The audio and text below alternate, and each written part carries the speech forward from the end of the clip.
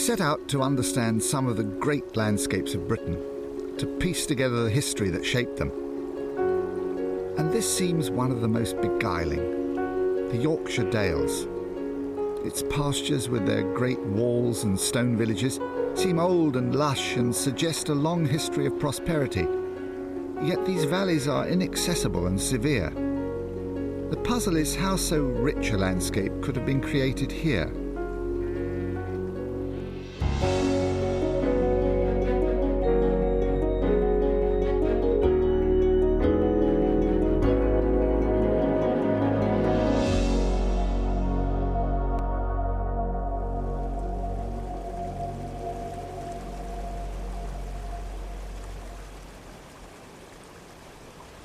There's a great swathe of uplands that runs down the west side of Britain, but I've always been particularly intrigued by the Yorkshire Dales.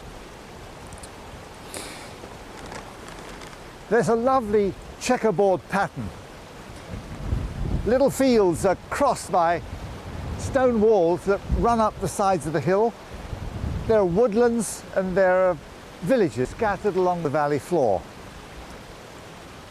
I've come to try to understand what this landscape reveals about the way that people have lived and worked here down through the centuries, and how their lives have come to shape this beautiful countryside that we have today.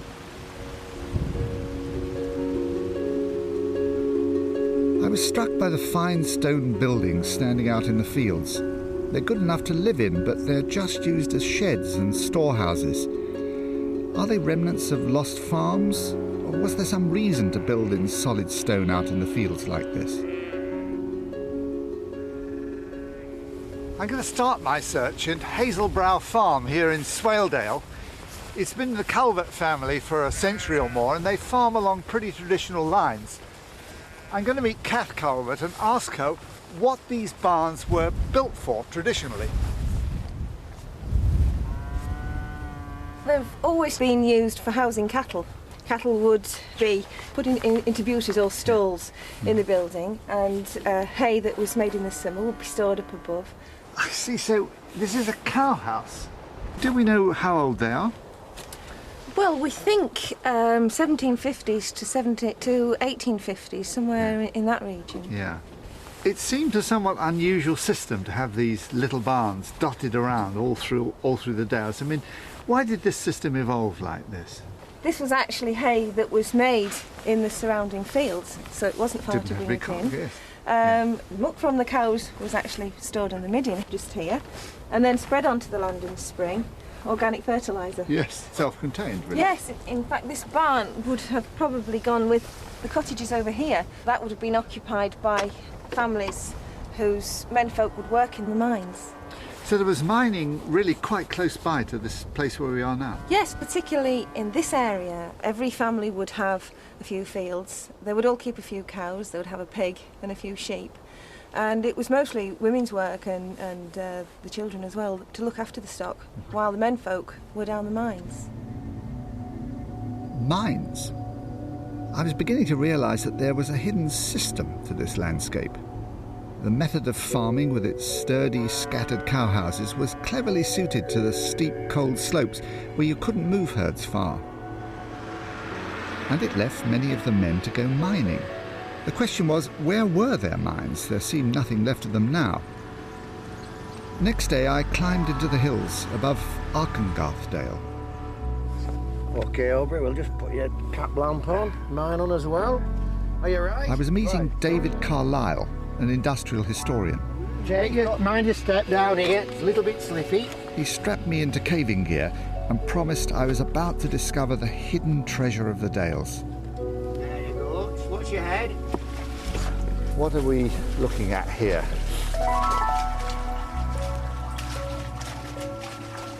You can see the horse level travelling through here. What's a horse level? Well, it's a haulage way in which horses ran and drew wagons out of the mine. And what was the purpose of the workings? The purpose was lead ore. So there's lead ore here. This is a lead mine. Yes. Give me that hand. I've got so many clothes on, I can't bend my legs. Yeah. Okay. Well, let's have a look up here. What have we got here? Good heavens. Yes. This is the vein, this slot here with Yes, this it's been taken out of there. taken out with It's a pick by hand. Dropped it down into the haulage where it would have been picked up in the horse wagons and trammed out of the mine. Is it fairly soft, the lead ore? It is very soft, yes. It's actually not proved to be very rich here, so they haven't gone up very far in the vein. This mine here probably dates, well, it does date from about 1800, and by the time they got to this place, there would be about 1840, 1850.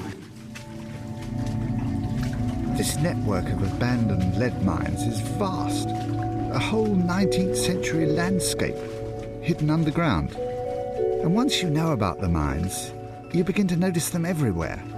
Not just underground, and not just 19th century either.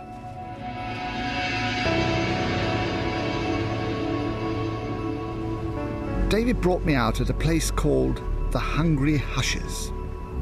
This is an astonishing landscape here. I mean, what are we looking at here, David? Well, these hushes, as we call them, are probably 300, maybe more years old. At least that's when they were started. What exactly is a hush, then?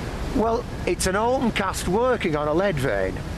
It's a process which used water to help the people that were working in the gutter, as they called it, the hush gutter, to shift the debris to the bottom. So they started by picking away at the vein, and then they would direct water down To wash it out of the way, yes. Yeah. Yes. So the cleft gets deeper and deeper as years go by. Yeah. And so hushes like that have obviously taken many, many years. I mean, it looks, you might take it to be a natural feature, wouldn't you? Yes, but believe me, it isn't. It isn't. Yes.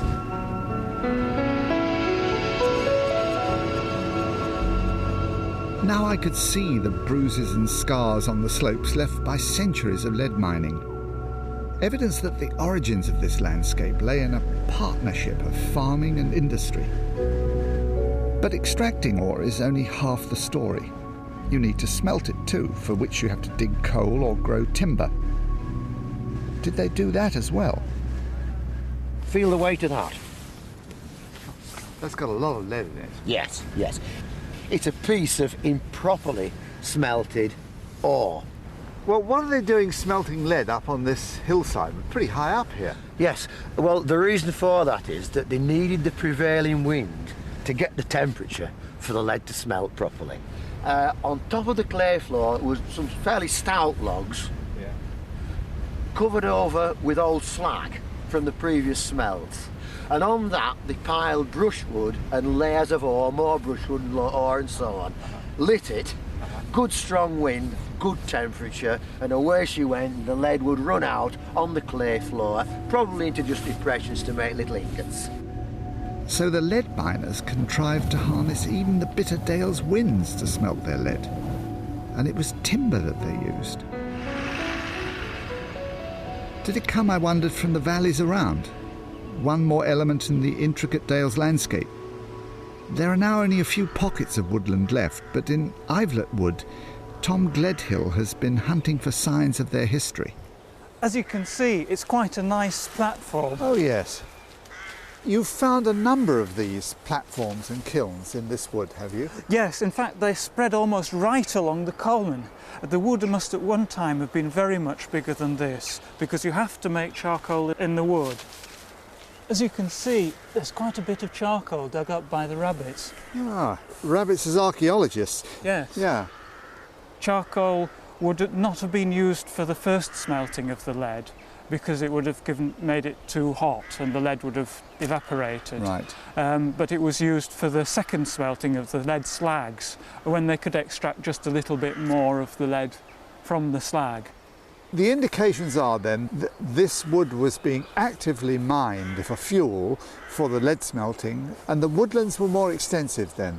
That's right, the woodlands would have been much more extensive. How can you get at the date of this? Here I found a piece of clay pipe. Yes. You'll see That's the bowl. bowl of a pipe.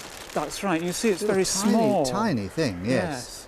That's because tobacco was still quite expensive and quite rare. This one's probably mid to late 17th century. So that gives you a date. Yes, you know that's it must right. be before that. Yes.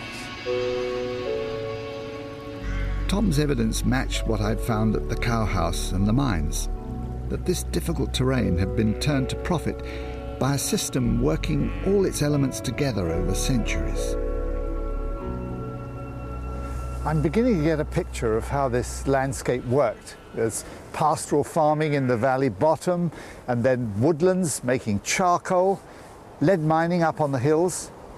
It takes us back at least to the 17th century. But how much further back does it go?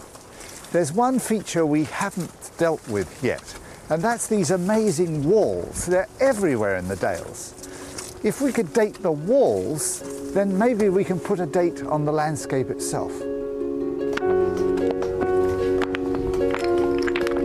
I went to Lower Winskill Farm, where students from Craven College were repairing walls.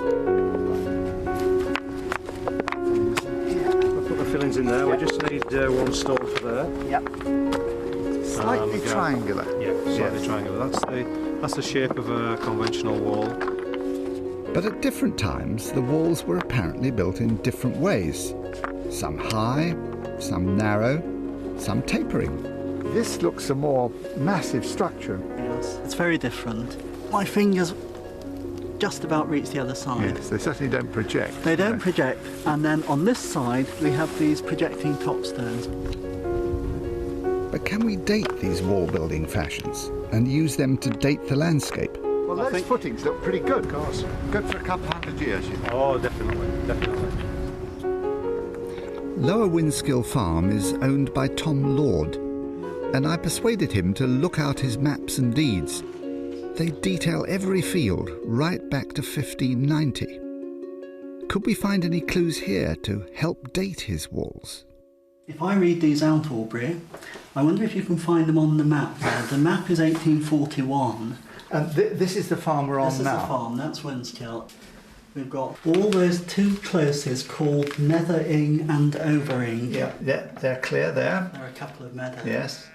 One parcel of ground behind or to the north side of the barn. One close called Caker's Scar.